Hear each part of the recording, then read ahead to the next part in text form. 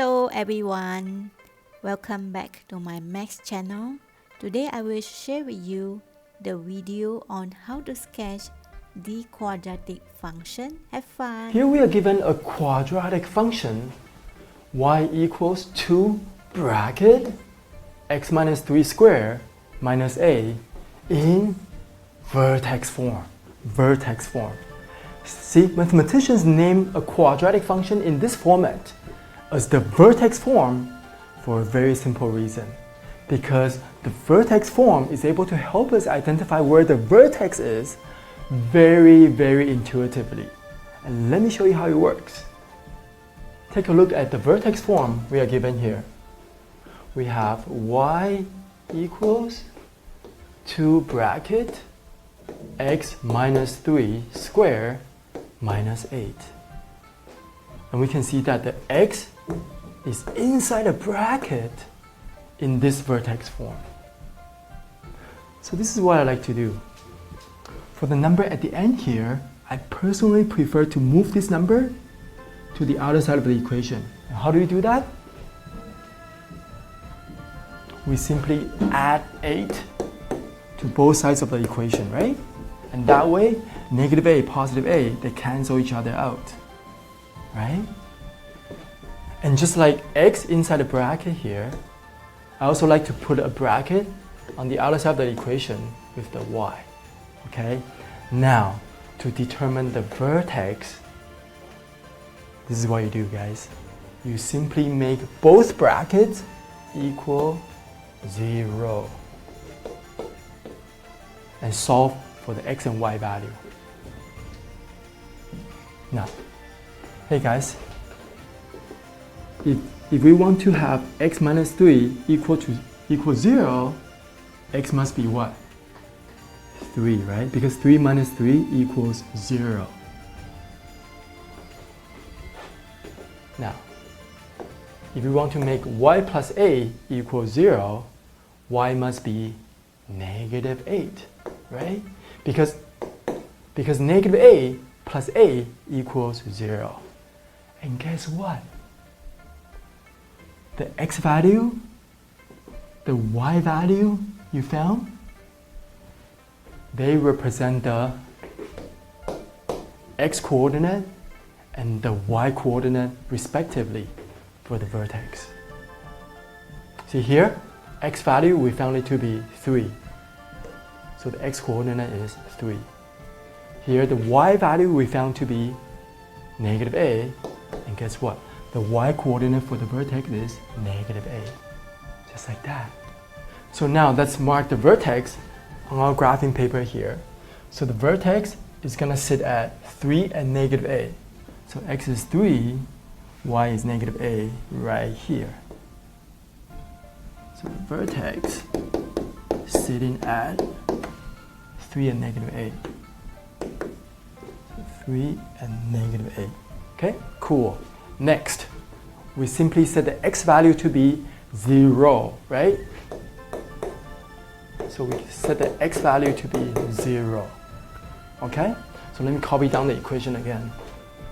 Y equals 2x minus 3 squared minus a.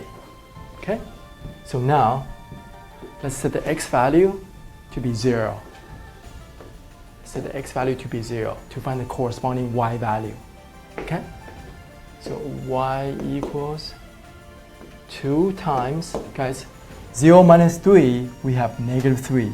And negative 3 squared, we have positive 9. Right? Yeah. And outside we still have to subtract 8. So y equals 2 times 9 is 18. Minus 8, we get 10. And there we go. And this value is the y-intercept. Okay, so y-intercept is at 10. And let's also mark that point on our graphing paper here. So 10 is the y-intercept.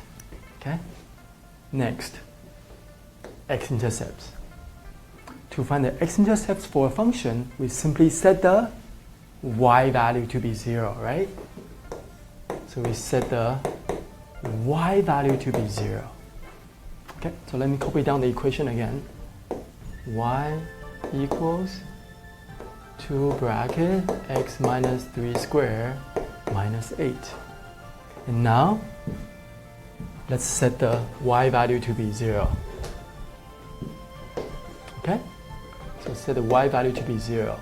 And we have 0 equals 2 x minus 3 squared minus a. And now we just have to solve for the x values. And then the x values we find are gonna be the x-intercepts for the quadratic function, right? Cool. So now, how do we solve for the x value here? Well, that means we have to isolate the x on one side of the equation by moving everything else to the other side of the equation, right? So, let's do the algebra here. So how do we get rid of negative a? Well, we just simply add a to both sides of the equation, right? And that way, negative a, positive a, they cancel each other out, right? Cool. Cool, so now the number at the end is gone. Anything else outside of the x we're trying to get rid of? The 2, right? So now, how do we get rid of this 2? We simply divide 2 on both sides of the equation, right? And that way, 2 cancels out, right? Cool. So now here we have, on this side of the equation, we have 0 plus 8, that's just 8. Divided by 2, we have 4. Equals, now 2 cancels out, we have x minus 3 squared, right? Now, to solve for the x, that means we have to somehow get rid of the square. And how do you do that? By adding square root to both sides of the equation, right? And now you gotta remember though, when you add square root to a number, you gotta attach a plus minus sign in front of the square root, right? Yeah. Why is that? Because, for example, let's just do a quick review on algebra here. Okay, let's say if w squared equals 4, how do we solve for w? This is what we do, right? So square root. Okay, is this correct though? Then w equals just square root of 4? Not really, because square root of 4 is 2. Then w just equals 2? Is 2 the only answer to w? No. Because although 2 squared, see, the original question is this. Solve w squared equals 4. See, 2 is definitely one of the solutions because, think about this guys. If you plug in 2 here, 2 squared is 4, so that's good. But is 2 the only solution though? No, because negative 2 also works here because negative 2 squared is also positive 4. And that's why when you attach a square root to a number, you always gotta remember to put plus minus in front of the square root, okay? And that way we get 2 answers, plus minus 2. Because positive 2 squared is 4. Negative 2 squared is also 4. 2 answers, right? Cool. Now, that's why in front of the square root, here we gotta add plus minus, okay? Now, check this out, guys. So now square root and then the square here, they cancel each other out, right? They cancel each other out, see?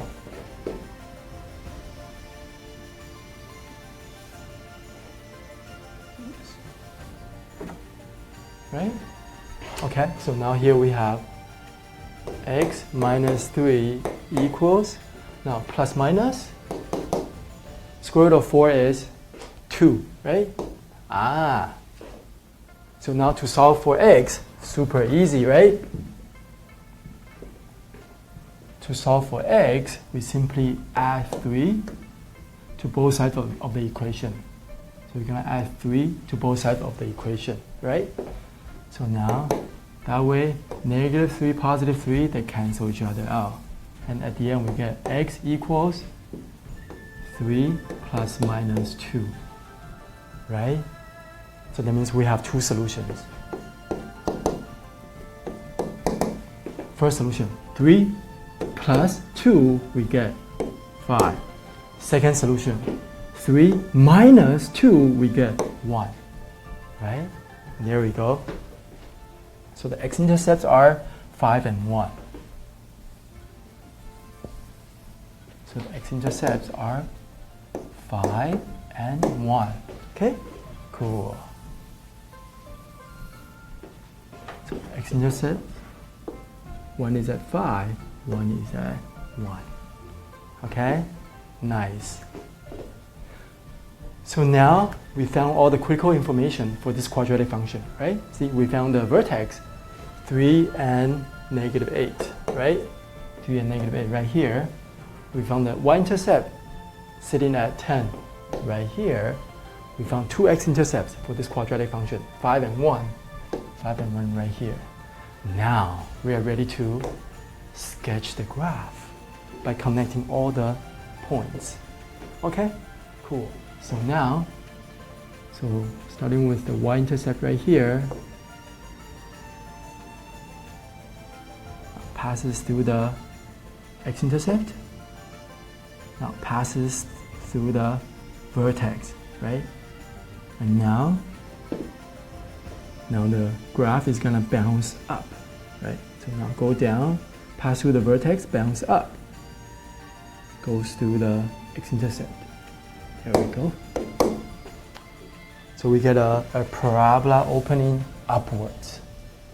And we expected that, right? Because here we have a positive quadratic function. So that means we should have a parabola opening upwards.